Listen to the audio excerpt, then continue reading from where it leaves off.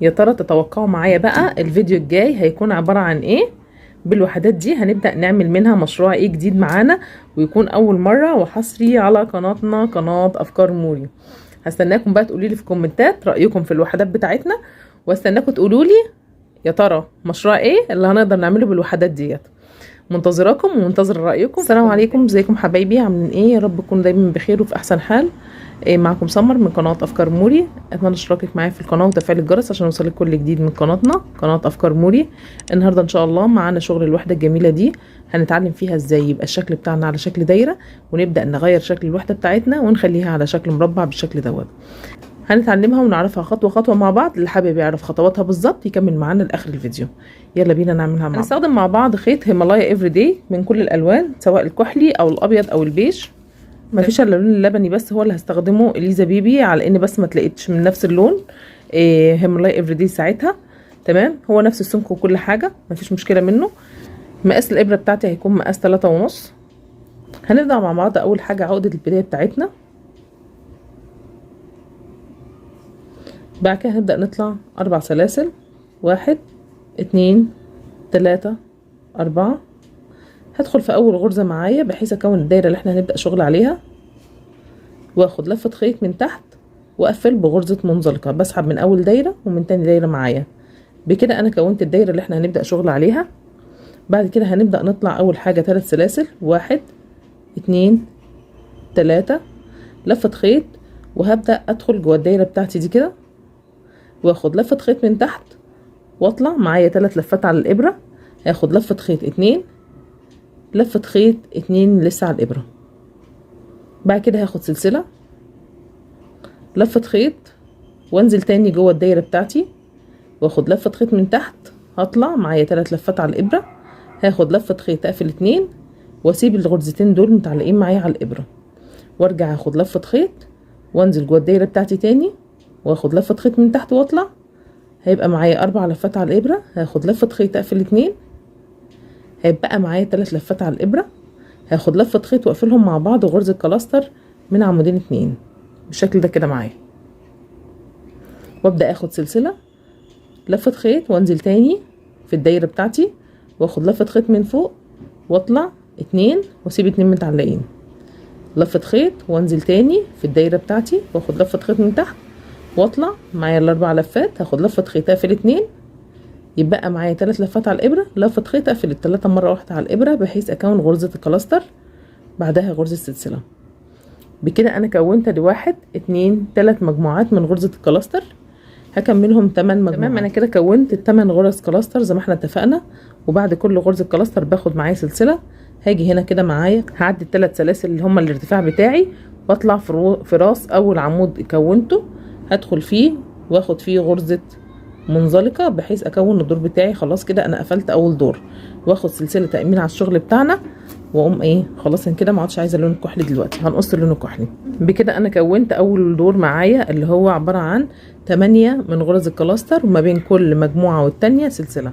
هبدا اجيب بقى اللون اللبني معايا، هعمل بيه عقده البدايه في الاول، ونجيب اللي هي الدايره بتاعتنا اللي احنا اشتغلناها من غرز الكلاستر. وهنبدا ندخل فين؟ انا مكان ما بين كل غرزه كلاستر والتانيه اهو، مجموعه الكلاستر عباره عن عمودين، في النص ما بينهم في سلاسل فاضيه، هدخل في الفراغ بتاع السلاسل الفاضيه اللي في النص دي. يعني انا بدخل في النص في حتت السلاسل اللي انا سايباها فاضيه، واخد لفه خيط من تحت كده واطلع اقفلها بغرزه منزلقه من اللي على الابره، واشد الخيط بتاعي، وبكده انا وصلت الخيط اللون اللبني. هبدا اطلع معايا 3 سلسله، 1 2 3، لفه خيط، هنزل تاني في نفس المكان، في نفس المكان اللي هو الفراغ ده، هدخل فيه تاني اهو 3 سلاسل، اخد 2 تمام، سلسلتين اللي هما الاتنين تانيين باعتبار ان انا قفلت اول مجموعه. بعد كده باخد سلسله، لفه خيط، وهكون في نفس المكان تاني، في نفس المكان هنا برضو هنا، وهنزل اكون بها برضو غرزه كلاستر من عمودين اللي هي 3 لفات على الابره. هاخد 2 واسيب الايه الاتنين لسه التانيين على الابره، لفه خيط، وانزل تاني في نفس المكان واطلع معايا 4 لفات على الابره. هاخد لفه خيط اقفل 2، وبعد كده لفه خيط اقفل ال3 دول مع بعض. يبقى انا كده كونت غرزتين كلاستر ما بينهم سلسله في الجزء ده، في الفراغ ده تمام. بعد كده هاخد سلسلة، هبدأ اخد لفة خيط وادخل في الفراغ اللي ما بين غرز الكلاستر، اللي هي السلاسل الفراغ ديت هدخل فيها واكون فيها برضو ادي عمود غير مكتمل، لفة خيط وارجع تاني في نفس المكان واعمل عمود برضو غير مكتمل اللي هو 2 بس اللي باخدهم، والتلاتة اللي معايا على الابرة اقفلهم مرة واحدة، بحيث كونت غرزة الكلاستر اللي هي عمودين مع بعض. بعد كده سلسلة، لفة خيط، وهننزل تاني في نفس المكان بالظبط، واخد لفة خيط واطلع هعمل عمود غير مكتمل. بعد كده لفة خيط وانزل تاني في نفس المكان، واخد لفة خيط من تحت واطلع معايا الاربع لفات، اخد لفة خيط اقفل 2، لفة خيط اقفل ال3 دول كده مع بعض، اخد سلسلة، بحيث انا كونت غرزتين كلاستر في نفس المكان ده اللي هو في السلاسل اللي ما بين غرز الكلاستر اللي باللون الكحلي. وهكذا همشي بقى الدور ده كله بنفس النظام، ما بين كل غرزة كلاستر والتانية اللي هي اماكن السلاسل الفراغات دي هكون فيها مرتين غرزة كلاستر اللي هي عبارة عن الغرزة الواحدة مكونة من عمودين بالشكل ده، واقفلهم مع بعض. بعد كده سلسلة وارجع اخد لفة خيط وانزل تاني في نفس المكان، واخد برضو عمودين غير مكتملين في نفس المكان هنا كده برضو اهو، واقفلهم مع بعض. هكمل الدور بتاعي. انا اشتغلت معايا 1 2 3 4 5 6 7 8 مجموعات من غرز الكلاستر في ال8 فراغات اللي هم السلاسل الفراغات اللي ما بين كل غرزة كلاستر والتانية، واخدنا سلسلة في الاخر خالص ونبدأ نقفلها بقى مع بعض زي ما قلنا. بنسيب 1 2 3 الثلاث سلاسل الاولانيين دول، وبدخل في راس اول عمود انا كونته واخد واسحب منه غرزة منزلقة سلسلة، وخلاص كده بالنسبة لي اللون اللبني خلاص. نسحب اللون اللبني ونبدأ ندخل باللون الجديد بقى اللون الابيض. نفس الحكاية برضو باخد الخيط بتاعي واعمل بيه عقدة البداية بتاعتنا، وابدأ اوصله في اي فراغ من الفراغات اللي احنا شايفينها دي، يعني سواء الفراغ اللي ما بين المجموعات وسواء الفراغ اللي في النص ما بين كل مجموعة والتانية. اي مجموعة سلاسل من دي هندخل فيها وناخد الخيط بتاعنا لفة خيط واطلع بغرزة منزلقة واسحبه ونشد الخيط بتاعنا كده، وهنبدأ نشتغل فيها. اول حاجة 3 سلاسل 1 2 3 تمام، ونبدأ ناخد لفة خيط وانزل تاني في نفس المكان نفس الفراغ اللي انا فيه، وادخل فيه واخد لفة خيط معايا 3 لفات على الابرة، هاخد لفة خيط اقفل 2 واخد واسيب دول متعلقين، بعد كده 2 دول معايا على الابرة، لفة خيط وانزل تاني في نفس الفراغ واخد لفة خيط واطلع معايا 4 لفات على الابرة، هاخد لفة خيط اقفل 2 لفة خيط اقفل ال3 دول كده مع بعض، بحيث انا بقى هنا هكون غرزة كلاستر متكونة من 3 عمود. بعد كده هاخد 2 سلسلة 1 2 سلسلة، بعد كده لفة خيط واشوف الفراغ اللي بعده اللي هو في النص ما بين غرز الكلاستر هنا كده، واخد لفة خيط واطلع معايا 3 لفات على الابرة، هاخد 2 واسيب 2 متعلقين على الابرة، بعد كده لفة خيط وانزل تاني في الفراغ ده واخد لفة خيط من تحت واطلع معايا 4 لفات على الابرة، هاخد لفة خيط اقفل 2 واسيب ال3 دول متعلقين كده على الابرة، لفة خيط وهنزل لتالت مرة في نفس المكان كده، واخد لفة خيط من تحت واطلع بقى معايا 5 لفات على الابرة بتاعتي، هاخد لفة خيط اقفل 2 بقى معايا 4 لفات على الابرة، هاخد لفة خيط واقفلهم ال4 مرة واحدة على الابرة، بحيث اكون غرزة الكلاستر قلنا اللي مكونة من 3 عمود. وبعد كده 1 2 سلسلة لفة خيط، الفراغ اللي بعده كل فراغ بقى هيقابلني دلوقتي هكون فيه مجموعة كلاستر ماشي، غرزة الكلاستر مكونة من 3 عمود غير مكتمل، 1 2 تالت 1 برضو غير مكتمل اهو، وبعد كده باخد لفة خيط واقفلهم كلهم مرة واحدة مع بعض واخد وراهم 2 سلسلة 1 2، وهكذا بقى هشتغل في الدايرة اللي باللون الابيض دي هكون 16 غرزة كلاستر، هنكونهم مع بعض وارجع لكم تاني كده. تمام، كملت ال16 غرزة كلاستر زي ما احنا شايفين الشكل بتاعنا بيكمل بعضه ازاي. هنيجي هنا برضو بنقفلها فين، انا مش هقفلها في 3 سلاسل زي ما احنا اتفقنا، ما بقفلش فيهم، انا بقفل في الغرزة اللي فوق خالص اللي في النص وسط غرزة الكلاستر من فوق خالص، واخد لفة خيط واسحب بغرزة منزلقة واقفلها معايا واخد سلسلة، وبكده خلصت اللون الابيض ونبدأ في اللون الجديد. نفس الحكاية برضو هنبدأ برضو بعقدة البداية بتاعتنا ونبدأ نوصلها في الشغل بتاعنا في اي مكان من الفراغات اللي موجودة معانا اللي هي الفراغات بتاعت السلاسل اللي احنا شغالين فيها دي كده، وهدخل فيها واسحب الخيط بتاعي بحيث اوصل اللون الكحلي معايا. اطلع اول حاجة 3 سلاسل 1 2 3 انا لفة خيط وادخل تاني في نفس المكان واكون غرزة عمود بعد كده هناخد لفة خيط وادخل تاني في نفس المكان واكون برضو غرزة عمود.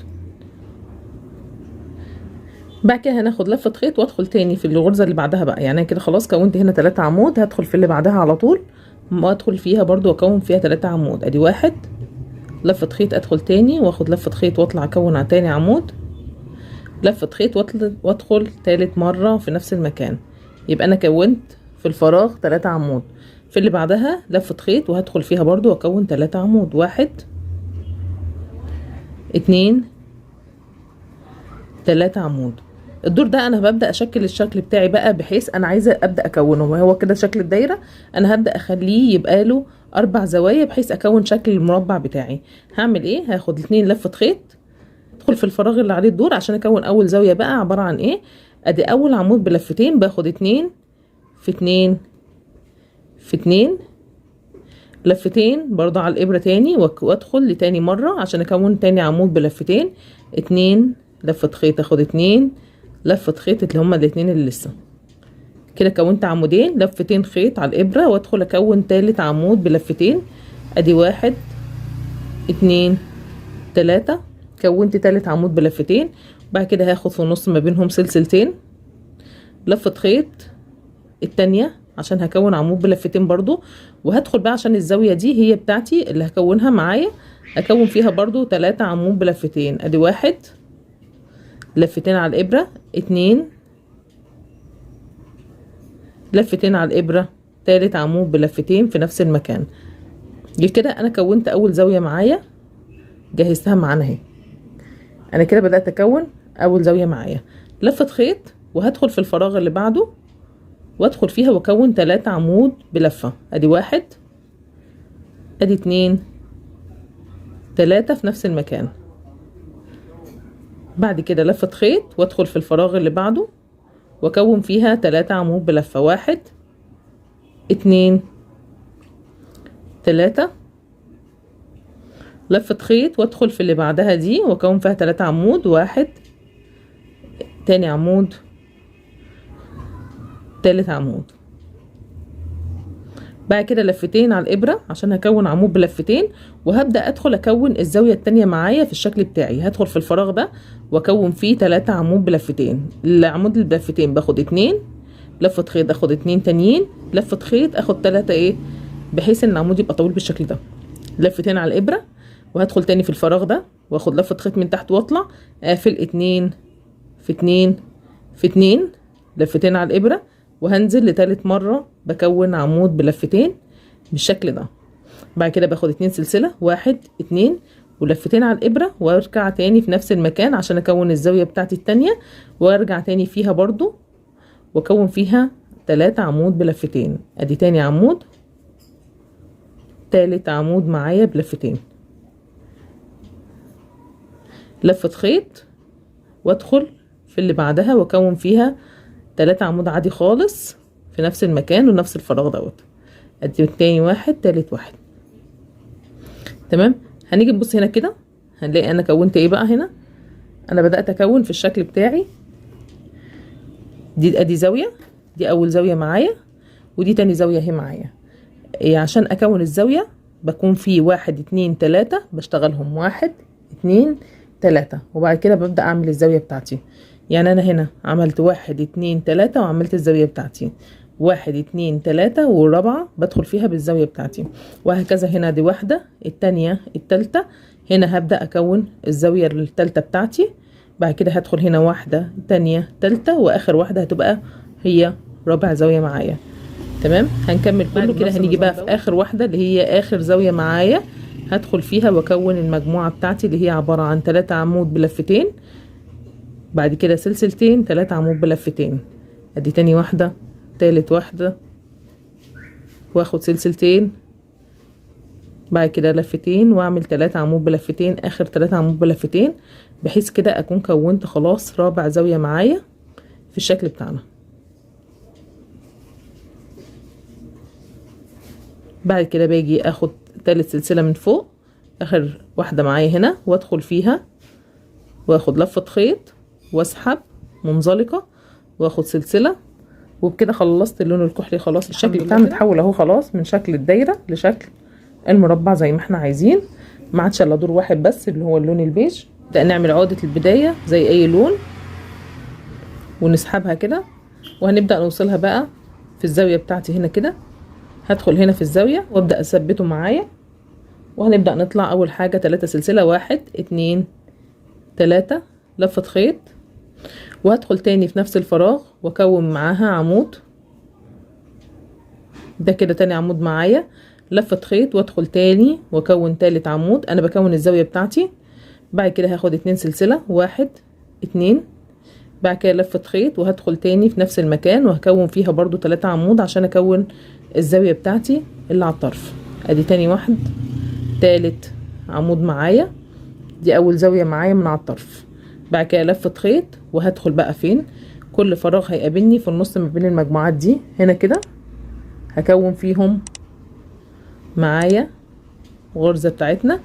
هكون ادي عمود في نفس المكان، تاني عمود، تالت عمود، لفة خيط وادخل في اللي بعده، في الفراغ اللي بعده اهو هنا كده في النص ما بينهم، اللي هو الفراغ اللي في النص ما بين المجموعات. 1 2 3 لفة خيط وادخل في المجموعة اللي بعدها في النص واكون 1 2 3 لفة خيط، ادخل في اللي بعدها برضو ب3 عمود، 1 2 3 عمود. ده كده الشكل معايا لغاية دلوقتي. بعد كده هاخد لفة خيط وادخل في الزاوية دي واكون اول حاجة 3 عمود، 1 2 3 عمود، بعد كده 2 سلسلة، 1 2 سلسلة، واخد لفة خيط وهرجع تاني في نفس المكان واكون فيها برضو 3 عمود بحيث اكون تاني زاوية معايا. 1 2 3 تمام، لفة خيط من غير اي حاجة وبدخل في الفراغ اللي هو اللي بعده اللي ما بين المجموعات ده تمام، وهكون برضو 3 عمود، 1 2 3 هنا في نفس المكان، لفة خيط وادخل في اللي بعدها هكذا لغاية لما هاجي عند الزاوية التانية.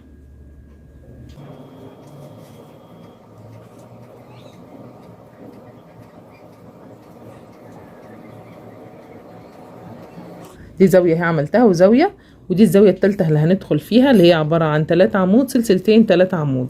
ادي اول عمود، تاني عمود، تالت عمود، 2 سلسلة، 1 2 لفة خيط وادخل 3 تانيين عشان اكون الزاوية اللي معايا التالتة، وهكذا هكمل نفس الدور بقى كله بالنظام ده. كل فراغ هيقابلك هتدخلي فيه 3 عمود بحيث ان انتي تبدأي تكوني بقية المربع الجراني بتاعنا. هبدأ بقى اكمل هنا كده الفراغات دي بتاعتي واجي هنا عند الزاوية اعملها وارجع اقفل برضو في الفراغات دي، ويكون كده قفلت الشكل بتاعي. هكمله واوريهولكم.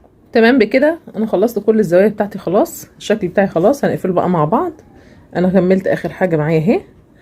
هاجي في تالت سلسلة من عندي فوق خالص وادخل فيها وابدأ اسحب الخيط بتاعي واسحب من على الابره غرزه منزلقه واخد لفه خيط واخد سلسله، وبكده خلاص خلصت اللون ده كمان.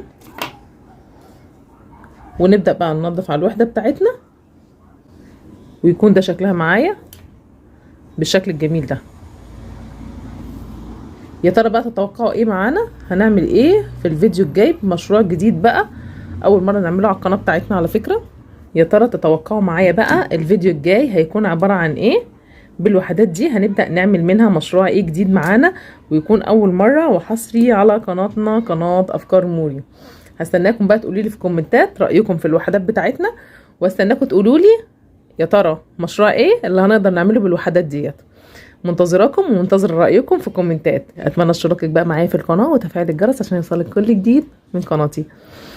يا رب كده القناة تكون عجباكم. اتمنى اشتراككم معايا واتمنى تفعيل الجرس، ويا ريت بقى كده المشاركه مع الاصدقاء والحبايب عشان قناتنا تكبر بيكم. كان معاكم سمر من قناه افكار موري. مع السلامه.